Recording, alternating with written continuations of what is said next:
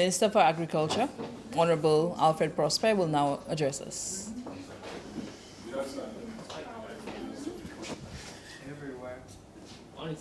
Good morning, ladies and gentlemen. Today I want to speak to the media regarding the disruption our farmers experienced sometime between mid-March and early April as a result of the unavailability of packaging materials, or what we call boxes. That's for the plantain and banana farmers. And considering the disruption and the lack of income or revenue received by our farmers during that time, the government of St. Lucia, Honorable Philippe J. Pierre, made available approximately $1 million EC dollars as a form of assistance to those farmers. I'm very grateful for that, and I just want to inform the public that on Friday at around 2 p.m. we will be handing over approximately 244 checks to 244 farmers. I think this is a wonderful gesture on the part of the government. Our government, a government that puts people first, and especially considering the important and critical role that our farmers play in food security. So I'm appealing to all farmers who are affected as a result of the boxes to make themselves available at the IRDC in Lakai on Friday afternoon at 2 p.m. to begin receiving their checks in the form of that small assistance that we're giving to them to help them recover from the loss. Now I'm appealing to them to work with the ID, because it would be very important for us to take the relevant information and to be able to have them signed. All those checks are ready, and those farmers who are qualified will be receiving their checks on Friday. Questions about the water prohibition list, I guess I could call it, were raised. I think the UWP kind of accuse you of not looking out for farmers in that regard. First of all, what is the effects of the lack of water on farmers, and two, what is actually being done to assist them in that regard? I don't know what you understand the lack of. If we do not have rain, then water availability will be limited. Right. Because we depend on rain to be able to ensure that we have a consistent availability of water. But we are going through a dry spell, and lucky for us, we were able to get some rains over the weekend. But that rain would have very insignificant impact in terms of increasing water availability, because we must never forget that 25 acres of forest reserve, 45% of forest cover that we have, will continue to absorb quite a lot of water from the soil for it to be able to undergo its various processes. But the situation was very scary at the Rosa Dam, because the levels this year, sometime in April, was much lower compared to the levels at the same period last year. So we had an emergency meeting involving Wasco Forestry and the other key agencies, and a decision was taken to declare St. Lucia a water-related emergency.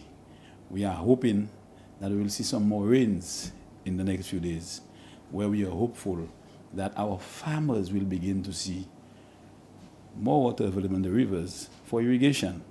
Now, some people will tell you that we are preventing farmers from getting water. We must never forget the amount of water in the rivers are critical to be able to ensure that the aquatic life continue to survive. But what we are asking for farmers is avoid certain practices in terms of wastage. So if you are using a hose to water your backyard garden, use a watering can, because there is always excessive water when using a hose versus using a watering can. But I really do not believe that it's a deliberate attempt to prevent farmers from getting water. We are going through a dry period, and it's not only St. Lucia, St. Vincent, Barbados, Grenada, they all are going through this period. What is important for us is to ensure that we continue to produce the yield and productive levels as much as possible to ensure that we as St. Lucians can continue to feed ourselves. Yeah, some time ago also there was this invasive species of iguana in St. Lucia. I know the ministry had started a project, to work on that. How far are we on that project? Any updates in that regard? Well, I cannot give you an update, a recent update, but I was very much involved when I was in forestry. And we have this invasive species of iguana in Soufrière, and we realized it was causing some problems there. And we did have a project to undergo, a project that would help reduce the population as much as possible. And we were very successful in doing that. But the project came to an end, I think, sometime in 2018, 2019. I do not have the information in terms of where we are, but I do know we did very well in terms of the success of that project. Just wanted to know, Minister, from the forestry end, what is the role the forestry department is playing in the water conversation? Well, our role is forest management and conservation. We have 13.5%, 14% of forest reserve. And these are areas declared forest reserve, and that was as early as 1946, thereabout. We have 14 units of forest reserve, and our duty is to ensure that we manage this resource effectively for soil, water, and biodiversity conservation. But the onus is on the other private owners of forests to manage it in a similar fashion. Now, I just said we have 35% of forest cover in St. Lucia, but only 14% is protected. Now, we really should have more, because really, ideally, it's supposed to be 25% of protected forests, but we're at about 14. And what we are doing is to ensure that we identify critical private forested lands adjoining the forest reserve to be able to expand the forest reserve, because that's the only secure way for us managing our forests in a sustainable manner. So the forestry department is also concerned about supply of water, because if you do not manage your forest well, then our farmers will suffer. The rivers will be silted. There will not be sufficient waters in the rivers for us to use, especially in the dry season when it is needed most. So we continue as a department of forestry that falls within my ministry to ensure effective and sustainable management of our forest reserve. That is what we are the mandate for. I can remember that the forestry department used to be so very active, so many sensitization programs, just PSAs all over the media, to really get to the population to understand forestry and their role in preserving. But that has died out.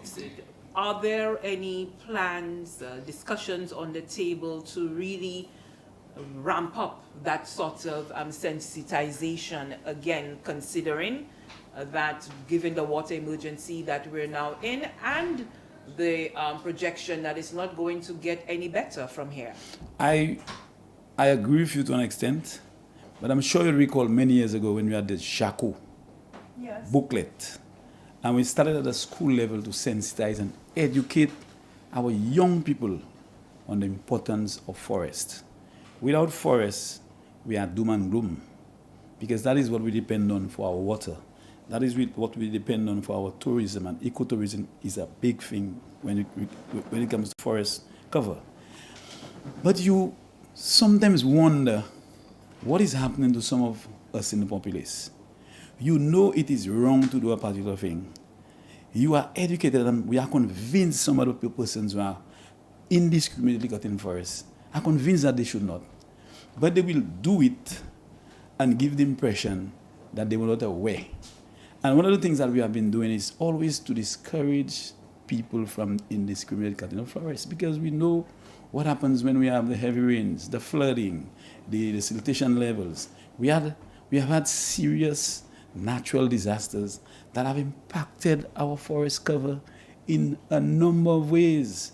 Recently was Hurricane Thomas in 2010, where more than 500 hectares of our forest reserve was damaged as a result of landslides. You don't think our populace, they are aware of it? But we still see the practices of indiscriminate cutting of trees, especially along our riverbanks. You see on the slopes, they still cut trees indiscriminately. We must understand that if we continue to do that, it will impact our water resources, it will impact our soil resources and our biodiversity. Every year, the Ministry of Infrastructure spends millions of dollars to desilt. It is because something is happening in the watershed that should not be happening. And it is simply deforestation and indiscriminate cutting of forests. But we have to do something about it because the more you desilt, is the more soil that will come in. But we need to address the problem at the slope. And the forest reserve is owned by government, but a lot of the private forested lands are just there. And I just wish, and when I was in forestry, we started a plan of identifying all those critical lands, private lands, forested private lands in the forest reserve. But again, government, it is going to be costly for government to acquire and have to pay or compensate those persons. But I really wish we could have expanded our forest reserve by maybe another 25%. That is the only way we're going to be secured. There are countries in the world as we speak who destroyed the forest resources to extend their cities and urban areas. And now, because of the impact climate change is having on those countries, they are actually going into a major reforestation drive. I don't want St. Lucia to be one of those countries. Our country is very small. We have a high level of biodiversity. Tourism depends heavily on our forest reserve. And so the forestry department needs to continue the sensitization and so on. But we as responsible citizens needs to always be reminded that this resource is very critical and important for any country. Do we need new legislation? No, we don't. The legislation is there. Enforcement is what that is lacking.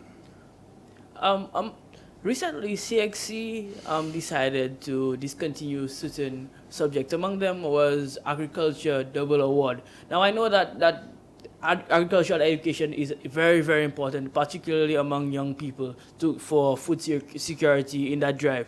Speak to the importance of that, and what are your thoughts on that discontinuation? I believe a country's future should be based on agriculture. Our young people needs to be trained in agriculture from very early. Because as our older farmers leave the sector, we must attract younger persons into the sector. And if we do not have a program to educate them at a very early age, then we will be faced with serious problems in the future. So I am not too sure I can give you a proper response in terms of the CXC issue. I would leave that for the Minister for Education to address. But I just want to make the point as Minister for Agriculture, we need to start as early as possible. And this is the only way we are going to be dealing or addressing the challenges faced in the agricultural sector. You spoke about educating young people about forests and what have you. I remember when the zoo was closed, I think some of our parrots was sent overseas as part of a breeding program or what have you. What is the update on the parrots? Well, what I know is I was very much involved. We have an agreement with an association for conservation of threatened parrots. That organization is based in Germany. As we speak, they have over 20 of our parrots in the zoo based on the agreement.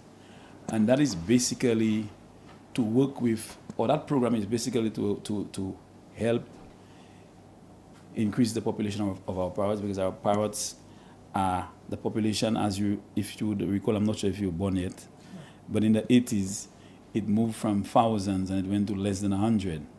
And we had to establish that breeding program to help with the population. The recent information I got on our population is somewhere above 3,000, and that is very good. But we are still challenged with the whole indiscriminate cutting of forests that is limiting the space or the habitat that can cause or help in the contribution of the survival and increasing population of the parrots. But we have an agreement with the ACTP, and we are supposed to be getting reports every year in terms of how our parrots are doing. But I will leave that to the chief forestry officer, because those reports have to be sent to him, and maybe he'll be in a better position to address some of the issues regarding it. But I know we have that agreement with the ACTP.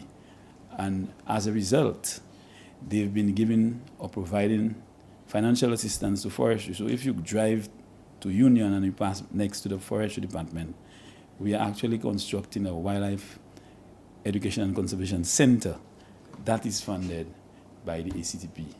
And they have given us a lot of assistance in terms of helping with reforestation, education, provision of vehicles, training, etc. So the agreement has its limitations, but so far I'm happy with what is happening. So that wildlife center would be from something like a zoo as well? Would Well, there it's, be it's animals there too? a zoo is basically an area where you just have the animals there. But it's going to be a wildlife conservation where we're going to have a lot of people visiting. We're going to have a lot of our rare and endangered species there. So our young people, our tourists and everybody will have an opportunity to be able to visit that center and maybe get to see our feathers. A lot of people are afraid of the feathers, but you may be able to have a look, and when you visit to see the feathers and many other of our rare and endangered species.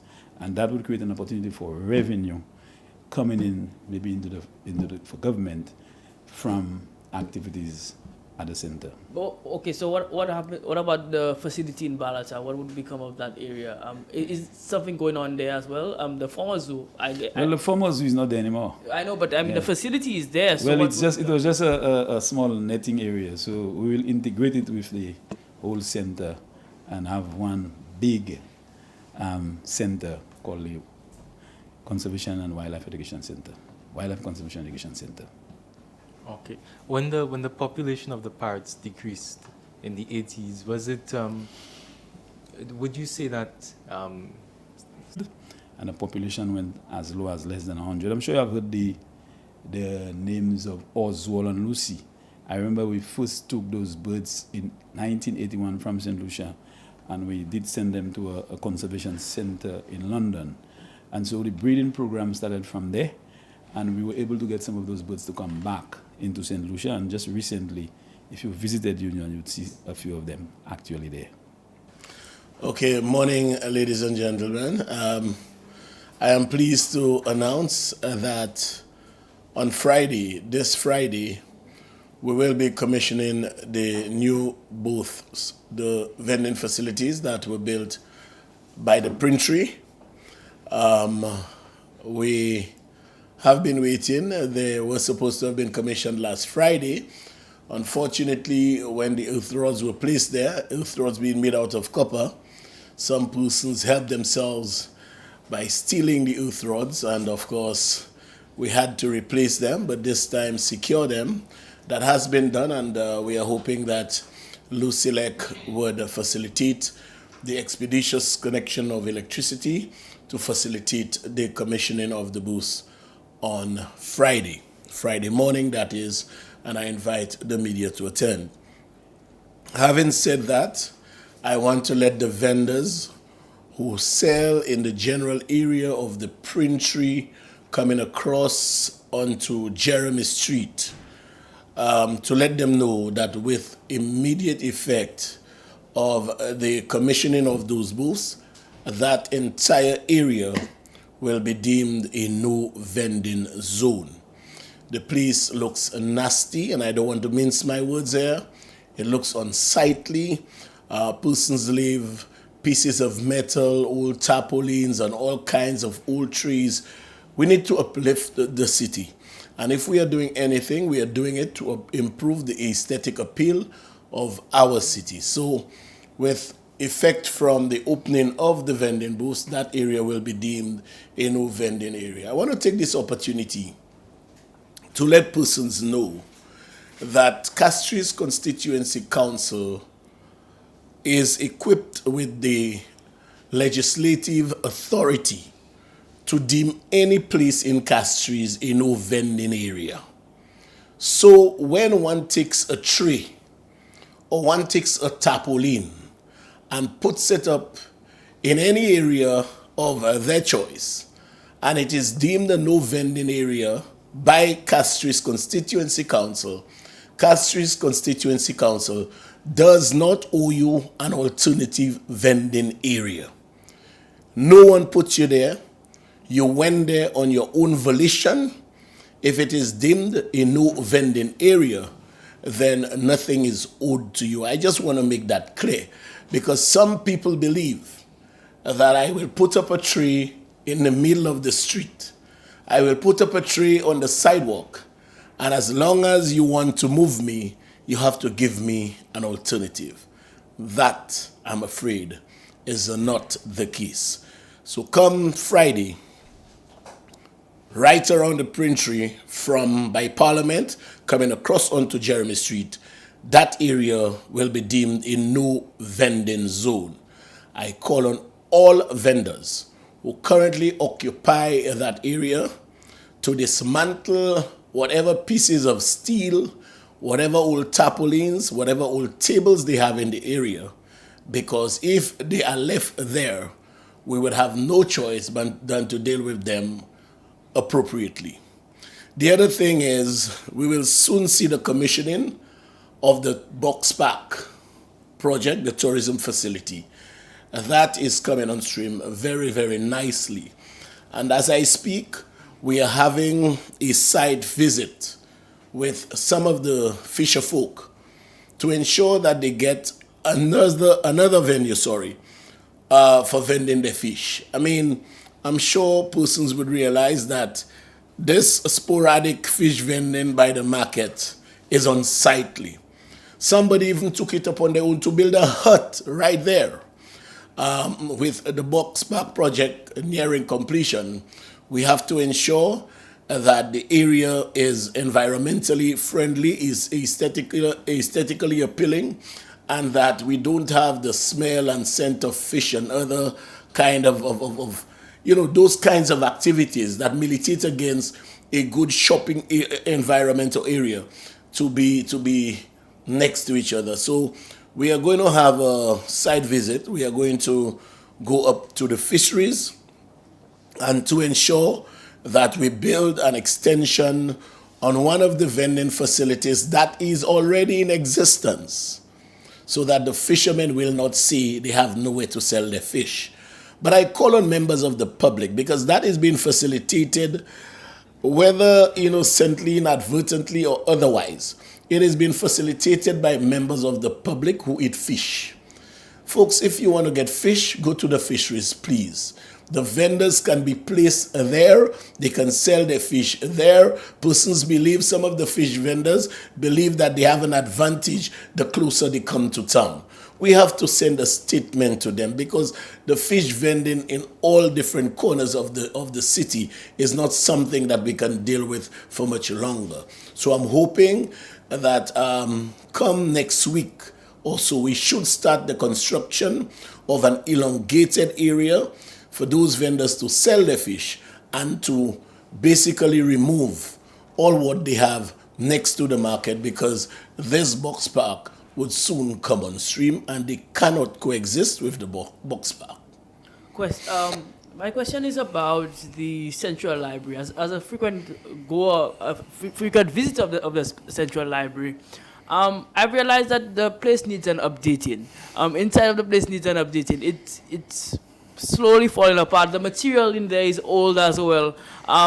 What is being done to help with the Central Library? Well, you see, the thing is, I don't want to venture into any area of ignorance insofar as, my knowledge of what is happening is concerned. The Central Library is a structure located within Central Castries, which is my constituency. However, the operations and the material contained therein is outside my purview, so I would not be in a position to speak accurately on what the plans are, what the material in there is, and whether there is need for upgrade. What I can do, I can be the messenger in that regard, and to ask my colleague who's out of the island, Minister of Education, whether there has been any plan to refurbish the library and to probably equip it with more contemporaneous material. But I can't speak authoritatively on that now. Back on the vendors, the vendors in the Castries, the vendors arcade, sorry, they have come to the media on 2 occasions complaining about the new provisions that the CCC plans to implement in their new leases as it relates to the collection of dues and fees. And so they're asking the government and the CCC to negotiate the provisions of this new lease with them. What can you say about that? Let me just say this. Under my ministerial portfolio falls the CDCs and the arcades. The CDCs are operated and managed by the National Housing Corporation, and the Vendors Arcade by the Castries Constituency Council. The sad thing is, those clauses that we currently want to introduce into the new leases for the arcade vendors are already contained in the agreements, the leases of the National Housing Corporation. And it speaks to non-payment of rent for a period of 90 days. Basically, the establishment or institution or agency can invoke their rights to possession. My point is, if anybody in good faith occupies premises of another, and you have manifested a good intention of paying, you will not have any difficulty with saying, look, if I don't pay you for 3 months, you have the right to invoke whatever remedy you have for possession. It is because of the absence of those clauses that when I came in, the government had over $7 million in outstanding rent. And some of the persons are still there. They are still in occupation. We waive those rents. And you will not believe that after the waiver, persons have accumulated arrears of over $10,000. And that is the kind of lackadaisical attitude that some, not all, some vendors treat government property with. Bagay gouvernement, ma obligé payer. Government, there is a lot of expectation on government. Government has to discharge its social responsibilities. Persons who occupy the arcade expect uplift and improvement. Persons who occupy the CDCs expect the same. And so we have to intensify our efforts at collecting revenue and minimize those persons who are recalcitrant, those persons who do believe that they can live free of charge or use government's property free of charge without any kind of penalty being imposed on them. Yeah. Yes, the parking meters. Yes, the parking meters. When are we going to see this being put into action? To be quite honest, I don't have a date now that I can tell you specifically or with any degree of specificity that this is the date we are hoping to start. What I do know is that there was a training program for those persons who would be manning the parking meters. I know it started. I would need to find out the status, and I can assure you that on the next occasion I address you, I would have that information at my fingertip to let you know when it will be commissioned. Taiwan, on the invitation of the Taiwanese government for the inauguration of the 16th President of Taiwan, President and Vice President. The ceremony was attended by other heads of state, including the Honorable Dr. Ralph Gonzalez of St. Vincent. And it was a very auspicious ceremony. The Taiwanese people were well involved. In fact, it was a ceremony that was being viewed very closely by the entire world, because you know the situation as regards Taiwan and their friends on the other side. But it went well. I also had meetings with the head of National Security Agency in Taiwan, meetings of where we could have some cooperation in national security between Taiwan and St. Lucia. And also we met the chief of the Coast Guard, because you know the problems of drug smuggling and arms smuggling are not unique to St. Lucia. Taiwan has the same issues. So we dealt with that. We had a good discussion. The Taiwanese promised for the support, for the aid, for the training for members of the police force. And it was a very, very fruitful visit. On my way down, I stopped in London, where there was a gala in honor of the Prime Minister. Well attended. It was over. The bookings it was oversubscribed, is the word I'm looking for. And then we had a discussion with, and the English diaspora were very happy to hear about the food generation issues as it relates to the citizenship. I also reiterated to them that the ports in St. Lucia had not been sold, that only 10% of the port business had been handed over to the GPH in return for the payment of a $20 million debt and for constant upgrade of the port facilities that will remain in St. Lucia after the expiry of the concessionary agreement. We also informed them that the cruise revenue for the port at its maximum was between 10 and 12%. But the cargo areas of the port have remained with SASPA. SASPA will continue, and GPH was not reinventing the wheel.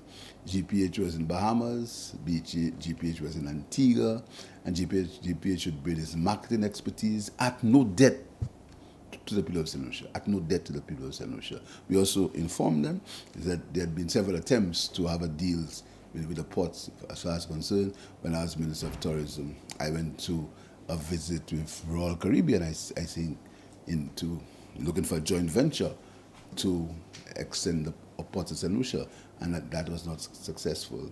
So it was a very good visit.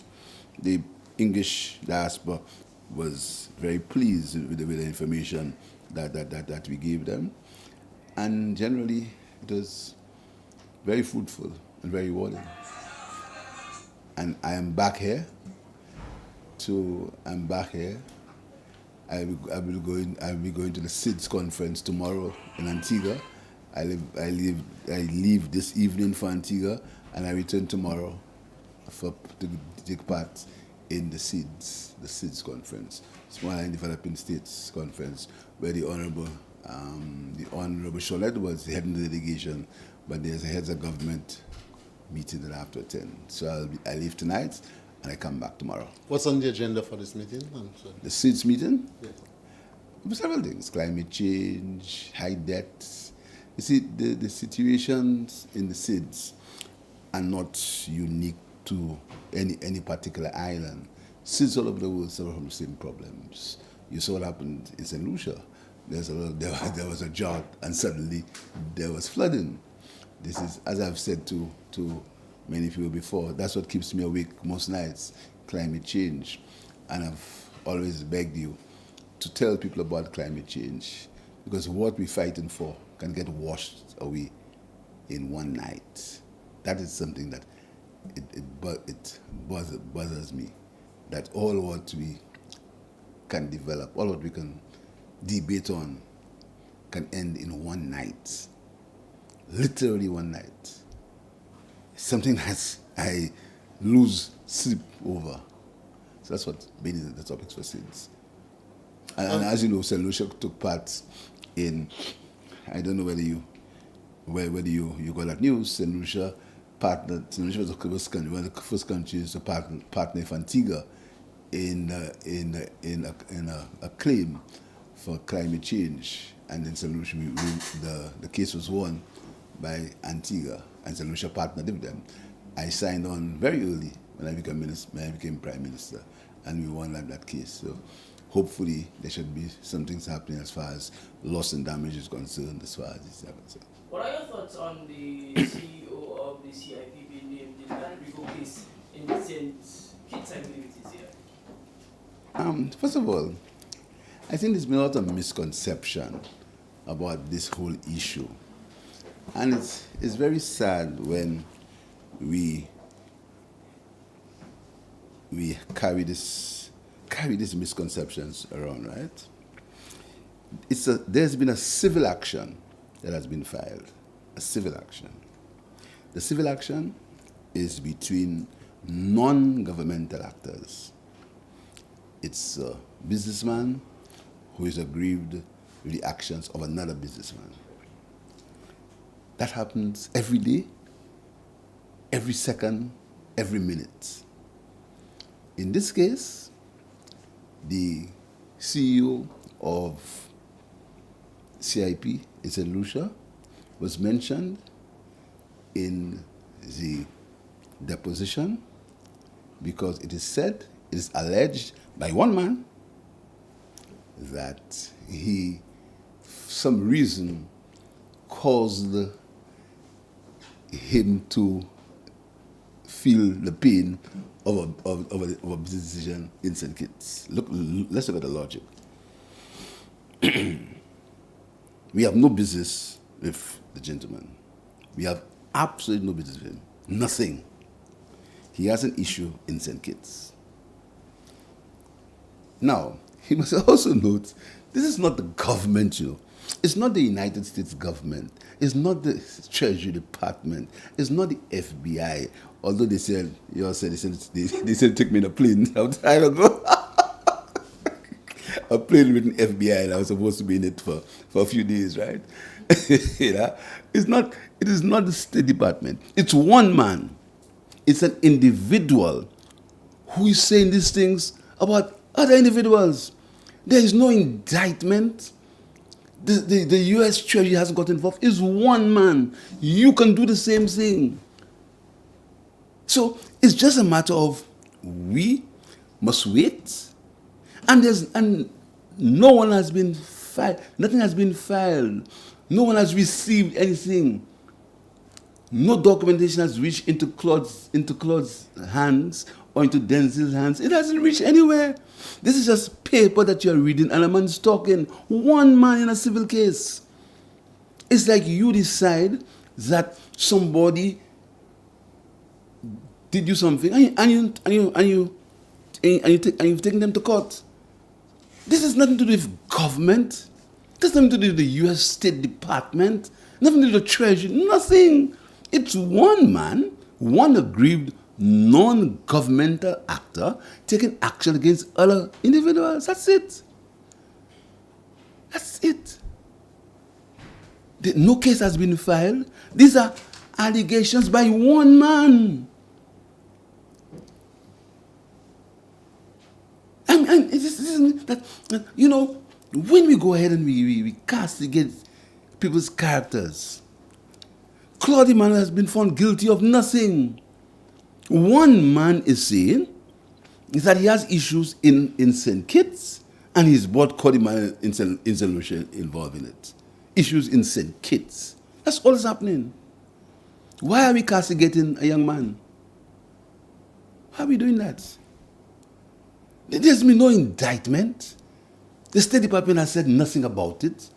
The Treasury Department has said nothing about it. The U.S. Marshals, there's no call for the arrest of anybody. It's one individual, one aggrieved, non-governmental actor making accusations, one person. So why are we getting so excited? So does that mean that the U.S. is not involved in this issue? I can't see, I'm telling you, what I have in front of me is one man making accusations against 10 individuals, including a former prime minister. Now accusations against the government of St. Kitts is one man. And I want you to check his history. I'm not going to get involved in that.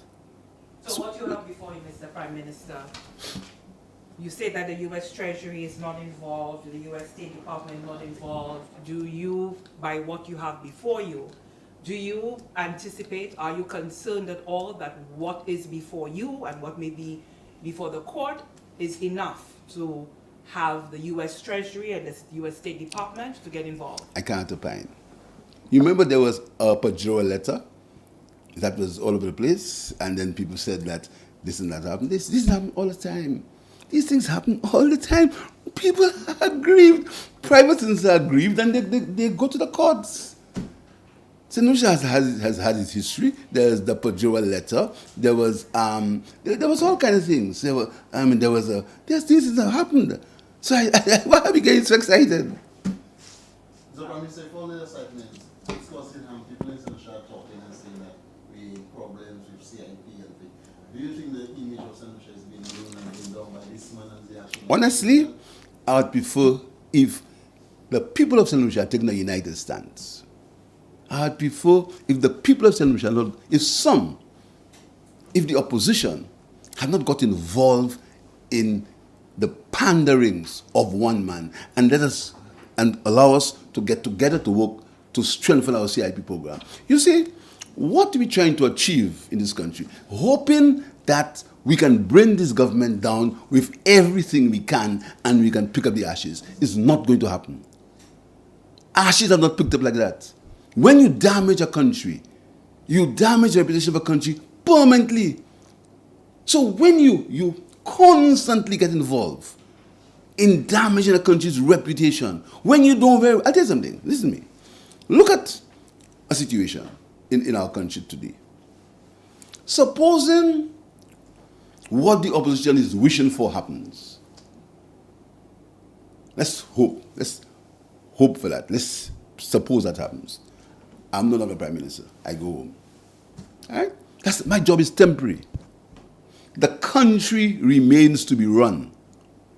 The country, when you damage it, when you destroy it, when you pray that we lose the visa, that there is a visa revocation, when you pray that your ministers get arrested and go to jail in the years, when you pray for these things, who loses the most? The people of the country. There are certain things we can disagree. We can disagree on education policy. We can disagree on investment policy. We can disagree on employment. We can disagree even on crime. But when you join with international fraudsters to damage your country because you believe you'll get some gain, this is sad. It's pathetic. This is not a local thing. It's not local people. This is the country's reputation. When you blast all over the world that your government is involved in corruption and fraudsters and this and that, and you damage your country because you believe it will serve you with some local benefit. That's not right. This is gone past the local situation. It's not actors here. This is international stuff that you are pushing with no basis. The State Department, the Treasury Department, has never signaled anything to St. Lucia about the CIP program. Never. Never. So, but Mr. Martinez is saying that really it was following Caribbean Galaxy, and you did make the point that it is one man who has issued a businessman to another businessman. And so Caribbean Galaxy, we know, operates in St. Kitts, it's operating here. What the claim is that the sort of scheme that Caribbean Galaxy is operating it is known to the government of St. Lucia. So in effect, that the government of St. Lucia is enabling it in the underselling of passports or CIP shares in the marketplace. The information that I have is that the government of St. Lucia is not involved in any scheme with anybody of underselling passports. That's the information I have. Anything else you have is your information. That's the information I have. We've written, I came here and I read that St. Lucia does not subscribe to oversubscription. I read so. This is what you have on paper. This is what we've said. I don't know what you're telling me is what somebody else said. I'm in no position to confirm what somebody else said. Somebody who is in a dispute with the person. Has the government of St. Lucia ever conducted its own investigation? The government of into St. the Lucia doesn't marketplace? act on behalf of anybody else but the people of St. Lucia. When the time comes, the government of St. Lucia will do what it has to do. But has the government ever When the looked time into comes, the reports in government will do what it has to marketplace do. of The government underselling? does not follow the words of a fraudster. In the marketplace. The even- government even does your- not- even the Deputy government Prime Minister will Hillel did do- in Dubai acknowledge that in the marketplace there have been, well, I don't want to use the word rumors, but that it has been said out in the marketplace, the underselling. He did deny it in Dubai that the government, he denounced it that the government does not subscribe to that. But considering that it is being said out in the marketplace, has the government ever taken its own investigation into that? The government of St. Lucia will, within its own time, based on the information that it has, will take all necessary steps to preserve the dignity and to preserve the transparency of our CIP program. There is the argument how that many CIP shares has the Galaxy been I awarded? am not aware. I don't know. there is the argument that something as sacred as our citizenship should not be put up for sale, regardless of who is in power. That's the point. My We question. can argue that, My yes. question then to you is, what are your thoughts on that? Because I mean, Come on, you don't expect me. Okay. I Let's do- go. I Let's do go expect you back. to. Let's go back. Who bought Caribbean Galaxy to St. Lucia? No, let's go back. I believe it was Let's the go opposition, back. yes. Who brought Caribbean Galaxy to St. Lucia and what year? I'm not sure. Fine. Okay. Good. First question. Second question. Who changed the CIP regulations in St. Lucia? Third question. Who reduced the price of the CIP? Fourth question. Who removed the net worth for the CIP applicants? You agree? When you answer me this question, I'm going to tell you the discussion. Who brought Caribbean to St. Lucia? Who brought it? Who brought it? Who introduced St. Lucia to it? No, but my question was a general. But my answer is general too. Who introduced it to St. Lucia? Who introduced this company that has become who did it? Who did it? Couldn't due diligence have been performed when they were building St. Lucia? Did you perform due diligence, your own due diligence on Caribbean Galaxy? I found it. So there was no due diligence I found done. it. I found it. And so you just I carried on found with it. Galaxy. I found it. Mr. Prime Minister, Yeah? on another note, the Cricket World Cup is coming to St. Lucia. There's big concern about security and threats of terrorism. I know they've been having a couple of meetings in Barbados with something. What's your thoughts on it, and how is St. Lucia preparing for this? St. Lucia is, we are pretty well prepared. Again, it's a joint situation, and we've been there before. There was a World Cup in 2006, so there's one port of entry. The Minister of National Security have a meeting, and plans are well on the way. The tickets are selling off the roof, and we expect, like a good jazz, we expect good cricket. Yeah, but sir, this one is totally different with the threat of terrorism.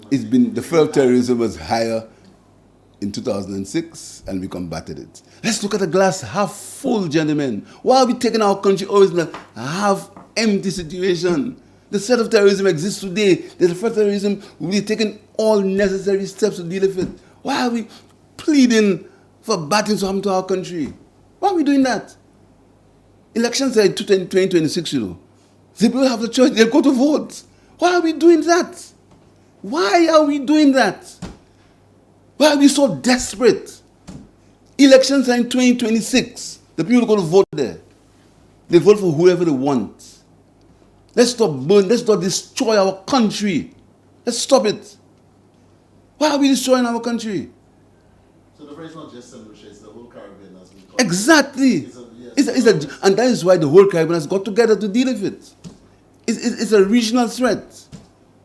That's why it is, comrades. Let's stop doing that. Prime Minister, I want to go back to the CIP issues.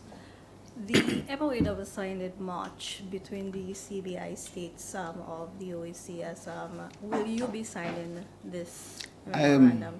I have said, I repeat it again, that I did not sign the MOA because we had some contractual arrangements we had to deal with. As soon as we've sorted it out, I will sign the MOA. I've said so from the beginning. When will you I've be said signing it? I'm not sure. I've got to look and see how the timing goes. Everything in the MOA, St. Lucia agrees. St. Lucia agrees. St. Lucia has been doing that due diligence for a long time. St. Lucia had the strongest due diligence position. This is why we said we should only have 500 applicants until they changed it. This is why. Listen to me. St. Lucia's reputation is important for us, you know. Why you think we are the country with a bad reputation? Why? All what is in the MOA we're already doing, and we're going to have measures to strengthen it. Our objective is to have a very clean, transparent CIP program.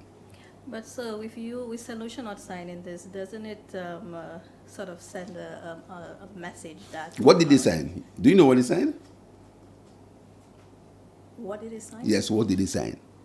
It was a MOA to have conformity in this No, CBI it never program, said so. right? It never said so. You see, again, he was getting information. Prime It's Minister, not a binding agreement. I've never said anything about binding But you said conformity. Conformity must be binding. But do you not think, with you not having signed this and with the issues and the concerns of the EU, that this might be sending a message that might be detrimental to our CIP program, to our country? No, I don't think and so. Also to the region. I don't think so because I've explained perfectly why we will not do it. I've on record said I will sign when the time comes. And you think the EU is satisfied with this? I answer? cannot read the EU's mind. Why are we... Listen to me. This is the first time we've had discussions with the EU. Blacklisting. Why are we doing this as if these things are new? We have a whole department that is dealing with the EU. A whole department. We respect the EU. I went to Brussels to speak to the EU. We understand the repercussions of being blacklisted. We understand it. This is why, if you follow it, the AG's office has been strong and consistent in working on these issues with the EU. The CIP is just one of the issues. That's not the only issue. There are issues of money laundering, there are issues of investment, of ring fencing. These are issues that are ongoing with the EU. We mustn't behave as if these things are just plucked up from the sky, you know. Of course, we are going to work with the EU. We are, and that's why we want to speak to them, to explain to them what I was doing. That's why I did it. To explain why we were taking the position that we taken. St. Lucia is not a rogue state. St. Lucia doesn't want to be a rogue state. But St. Lucia is saying is that we had a few issues to deal with, a few contractual obligations, that let us deal with it, and then we'll move on. I explained that to them. In the meantime, everything that we have to do to ensure our program is transparent and reputable, I will do it. I pledge. So are we also joining the other islands in the possible establishment of a secretariat for the Caribbean CIP? Because that is the thrust, is it not? We are going to work with our Caribbean neighbors. Let me repeat. Let me go through that one more time. We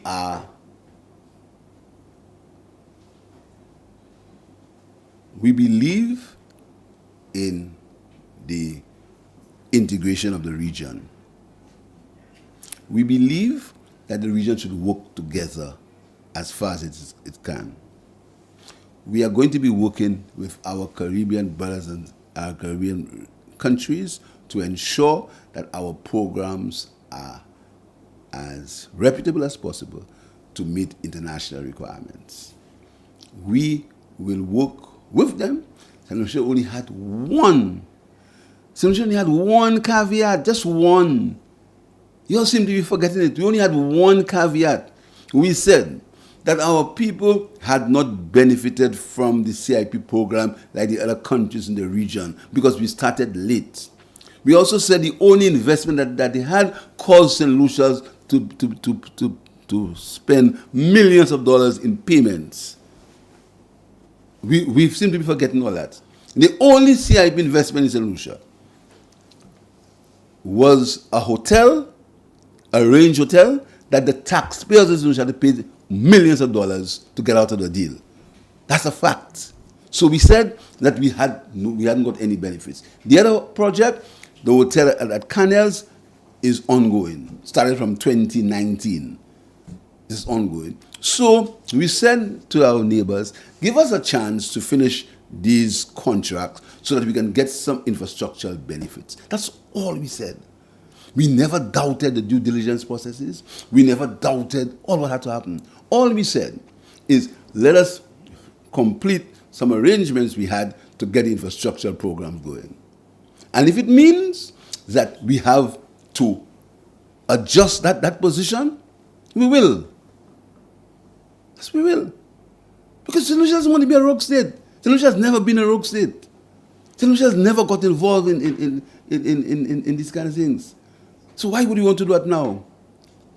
Is someone calling St. Lucia a rogue state? But if the impression that you people want to give is we do not sign the agreement because we have something to hide and that. That's why. That's a sign of a rogue state. According to the opposition press conference this morning, there are claims that GPH will be in charge of the security of the ports. That's not true. Okay, all right. I'm going to ask you. It's not true. You see, I'll tell you something.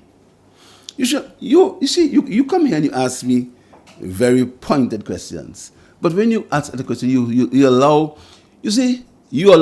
what the opposition says to sound like facts. That's the mistake you make. I'll tell you something. One of the honchos in the opposition said that the House of Justice, it costs more than the airport. You allow it to happen. You didn't even say anything about it. He said 12,000 square feet is what we paid $30 million for. He divided it and he said that was the cost of the airport. You let it pass.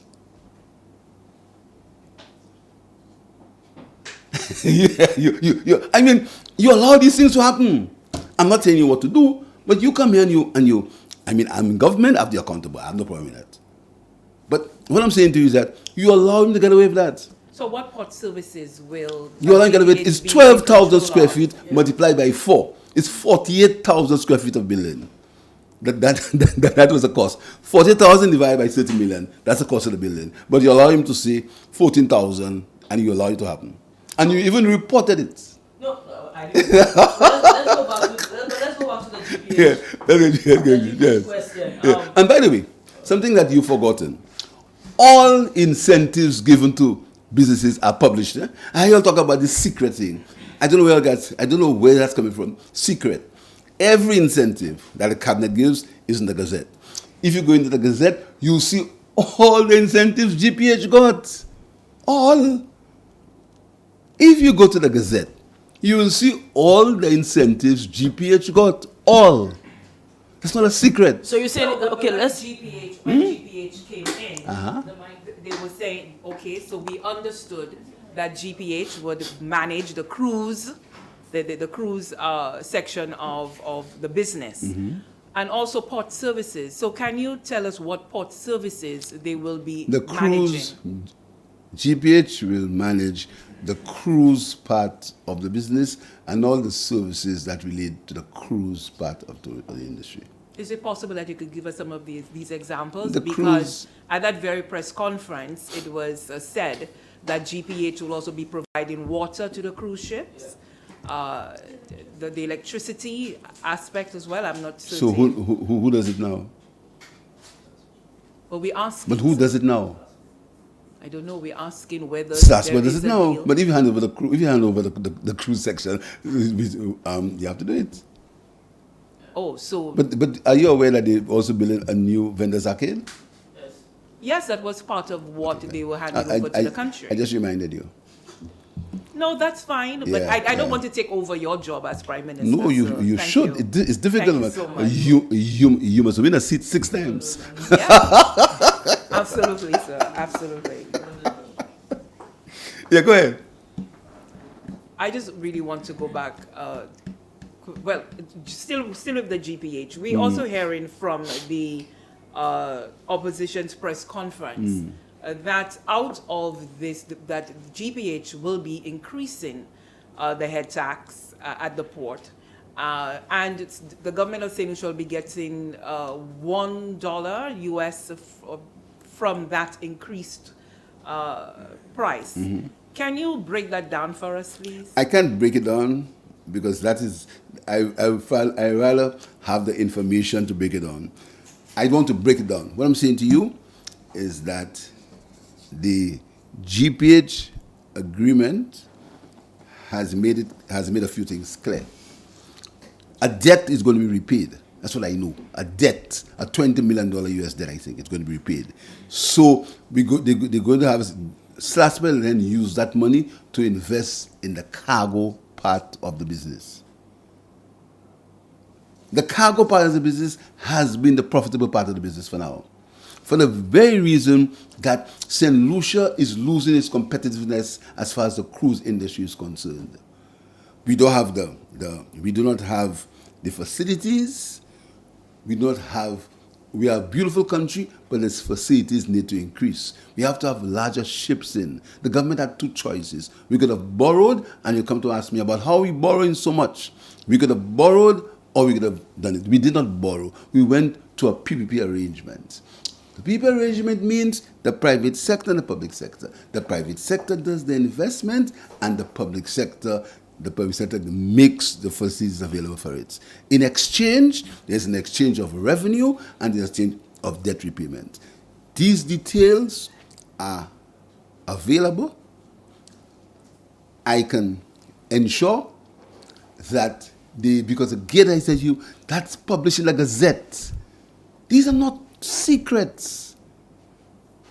I'll ask my press secretary to get the Gazette for you. That will tell you how it's divided. So the secret that you're making, I'll get the Gazette for you. It will tell you all the incentives GPH got, all the environmental levy, who is getting paid, how is getting paid. Do you want that information? I'll get it for you. Because you make it appear as if it's a mystery, that these guys have gone into a mystery with GPH and the whole world is coming up. It's not. It's not. Every incentive GPH got, every incentive is called an SI, a statutory instrument that's in the Gazette. So you're going to get that. Let's look at more details of the of this. More details of the SI? Of the agreement. I'm saying. Because you yourself said at the handover ceremony of the ports that you had thoroughly perused the agreement, so you know every single part of it, right? Before you signed, that's what you said. You know. So why can't you give us the information right now? What do you think is the devil in the agreement? Tell me, what do you think? No, let's have a discussion. Tell us what's in the agreement. What do you want to know? Whether there is What do you want to know again, Miss? What do you want to know again? Tell me. I'm all ears. What do you want to know again? Tell me. What do you want to know? I'm asking you something. No, but what? No, ask me what do you want to know. But what do you want to know? What do you want to know? Okay. Tell me, what do you want to know? Can some of the details? What details do you want? I know not everything can be given. But what do you want, Miss? What do you want, Miss? What do you want? Prime Minister. What specific? What do you want? Specific? What do you want? How can I tell you what I want if I don't know what's in the agreement? I'm asking you to divulge some of what's in the agreement. What's in the agreement Some is of that what that- the port services are going to be handed over to GPH. They're going to pay back the debt of $20 million. They're going to be fixing the vendors arcade. They're going to be breaking down the customs building. They're going to be doing some work at Bannon, and they're going to do Soufriere. That's what it's And agreement. how much is GPH getting in return? GPH is getting. GPH is paying $20 million worth of debt, and GPH is investing on the surface $135 million. They're going to be sharing revenue sharing with the government and return to the government after 30 years. So what's the revenue sharing? How much? The revenue sharing is in terms of The money they've collected, the government gets a particular portion and they get to buy with it. How much? I'll get these details for you. The You knew so much. You knew so much about. Next question. Sorry, Yeah. I want to ask you a question. yeah, the issues at Wasco have been ongoing. You see, I'll tell you something. You seem. Listen to me. There is such a weak You know my question. and inefficient opposition that they've looked upon you all to do the job for them. Because they're so weak and inefficient. And everything the opposition says, the opposition hasn't said one thing that's a fact. Everything the opposition says can be refuted with fact. Everything. So, and I understand that. It's good tactics. They're looking at young journalists to do the work for them. That's why I'm encouraging you. That's not true. No. I said young Operatives of the journalists. opposition. No, never. How can I accuse the press? Never. I'm saying, no, you're not. No, you're not. All I'm saying to you, no. You never. No, you never. And I answered the same questions. I've never said you're working for the body. I've never said. I have said that the opposition is so weak. What are you saying? The media right now is working. No, Yeah, I didn't say I have that. a question, the Prime Minister. I never said so. I have a question on Wasco. I I started never it, said but I so. didn't complete it. No, I'm not. No, I'm not. Guys, can we move on, please? No, I'm not. I'm saying the opposition is so weak and everything they say has proven not to be true. That's all I'm saying. You said something else. What did I say? Yes. So my question about Wasco, sir. The issues at Wasco are ongoing, right? It's been that way regardless of the administration for a couple of years. We see that some communities never miss water. Other communities seemingly never have water. What has been done specifically to address not just the infrastructure at Wasco, but the management at Wasco as well? Because it seems like, in my humble opinion, a mismanagement of state assets.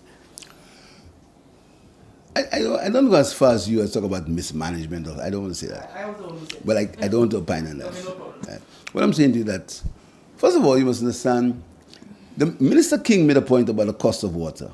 And as usual, he was taking down the thing.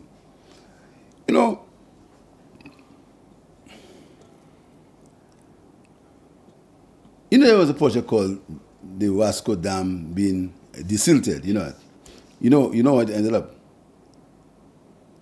The half of the money is finished and the dam is not desilted. You know that, all right? Fine. Okay, fine. So the problem is we have to go back and desilt the Wasco Dam, continue the desilting after the money was spent. Right now, the Wasco, constitutionally, according to the law, Wasco can ask for an increase in water rates. You can do that. We know also that Wasco's infrastructure is old and dated. So Wasco is a very complex problem. Now we can solve it two ways. We can borrow heavily or we can increase the water rates. There are only two ways you can solve Wasco's problem. Borrow heavily, continue to borrow heavily, or increase rates.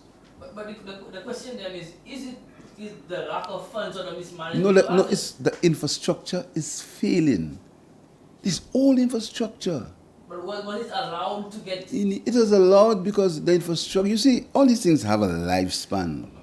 And the pipes are old. They are old pipes. So, no matter when there's a break there, it breaks again. These are old pipes. It's a difficult proposition. Two situations: borrow heavily or increase the rates. We have to. And whilst you're doing that, then if you have changes in management, you can. But these are the two main issues with us.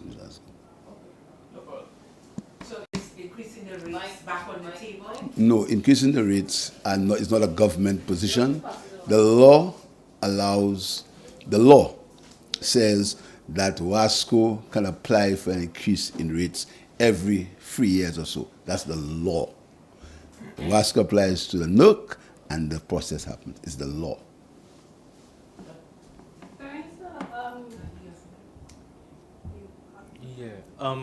CIP. We heard rumors that the chairman of the CIP is resigning. I have not heard. I know nothing about it. No, nothing about Nothing it. about it. No. Okay.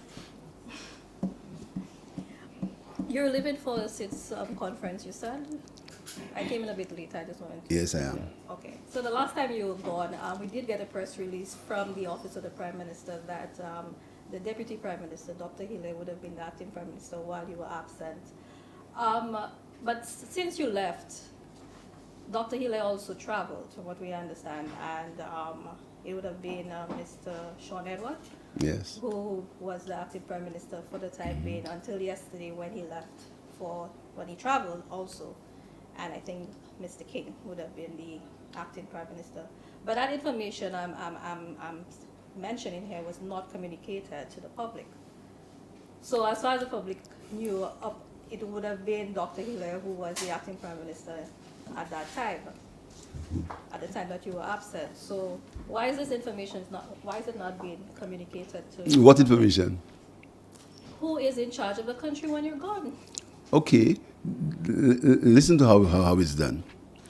When the Prime Minister travels, he writes a letter to the Governor General and says to the Governor General that this person will act as Prime Minister. That's what normally happens. If you wanted to change and you want a national proclamation, but it's published in the Gazette, which is a national proclamation, and the letter goes to the... That's how it has always happened. In fact, yes, go ahead. I understand that's how it has always happened. We know that. Yeah, so what do you want to However, change? What do you want the changed? Convention. Yes. Convention. I know you like convention. The tradition would be that the office of the Prime Minister would also communicate to the public through their relevant channels, right? Send a press release to inform the public. The Office of the Prime Minister. That's the convention. But the Office of the Prime Why are Minister. we not sticking to the convention? So you want the Office of the Prime Minister to send a convention to send a letter that says that a man is acting for a day? This administration likes convention, so I'm asking to... No, we don't like convention. If we like convention, we would not have been increasing the minimum wage. If we like convention, we would not have been giving preschools $2,500 for each of them. If we like convention, we would not have been what to How is do. the minimum wage a convention? It's not. You said if you like convention, we would have stuck to it. I'm saying that's the convention, so should not the... Yes. There'll be some debate, and I know the council has been meeting with a number of stakeholders. How is the government, how is proceeding? You just said the commission. The commission is dealing with that. Are you happy? And have not been told how many people have objected. The commission is dealing. You notice what I said in my budget just clearly. I laid out the steps. Right? You notice that? Yes. Right. So the steps are happening now. Well, are you happy with the steps that's happening and the response? I have that not you did? got any information on the response. I just came back last night. I have not heard any reports on the responses. What I know is the people in the diaspora were very happy. They were elated that at last the government had seen it possible to have a wage that is at least livable. They were elated. I can tell you that. But they have some concerns. I will allow the public to decide that. Any Yeah. concerns about small businesses being able to sustain under the wage increase? Of course, they are concerns, of course, but they're concerns about the people who could not live on $400 a month. So it's got to be a quid pro quo. We've got to give and take some. All policies have downsides and upsides. All policies. There's not one policy that only has an upside. What you have to balance between the upsides and the downsides. But there will be a fear, obviously, of the hiking of prices. Some Why? employers might say that they want to use the funds to now pay the workers because the minimum wage has increased. Okay, What are your thoughts on that? let me explain something to you. Some basic things about wages. There's something called the marginal propensity to consume. You know that? Right. What happens is that when people are at a basic wage and their wage increases, they normally consume more. So they will buy more. Particularly the goods that they wanted all the time and they couldn't get now. So hopefully there'll be a turnover in business for that. Hopefully. Yeah. Yes? Okay. Just have one final question Yes. on the MOA. Yes. Within the discussions with the islands, at any point was it considered to allow time? Because I wouldn't expect that, the agreement came about in March and signed in March right away. Applications that were entering, was there any discussion in allowing those applications to go through, because the implementation for the agreement is really the 30th of June, or at least by or after the 30th of June, all the islands would begin to adhere to the price increases. So the time allotted then was not sufficient for us? To do what? You spoke about your contractual obligations. Because these other islands have Do you have- contractual do you have obligations any- as well, no? Do you have any proof? You know it's not a law, you know that. I'm aware. Right, Yes, okay, all fine. parties have said it's not binding. Right, exactly. However, So why do you want to comment on a non-binding situation? But however, But why it you- is a common But you just said it's position. not binding, Ms. Joseph. Why do But you it- want people to comment on a non-binding situation? Perhaps initially it's not binding, because if the Well, when it move- gets binding, I'll comment. if the move is to allow for the OECS to act as one where CIP is concerned, then of course there will be some binding measures, Yeah. not so? Yes. Good. So all I'm asking is, during the discussions, did the leaders ever discuss allotting time to allow applications that are before the various units to go through? Because there wasn't an instantaneous expectation for or application of the price increases. It says after June 30th. So I'm asking if that time frame was not sufficient for us, because discussions would have begun either December of last year or January this year. Our purpose was our contractual arrangements. We weren't speaking about to let things go through. Talk about arrangements that we'd made with developers. Okay, so that time period was not sufficient. At that time, it was not sufficient enough. But- That's what we mentioned to them. So what is the time frame that the developers need? I will speak. Is it 1 year? I will Is it speak to two? I will speak to the leaders on that. So we, the people, are not. The people will be informed as soon as I have discussed it and I've got agreement with my colleagues. So we're getting closer to signing. Is that what should I? As soon interpret as that I to be? discuss with my colleagues, I will tell the people. I'll tell you, as I've done all the time before. Thank you, sir. All right? Yes, sir.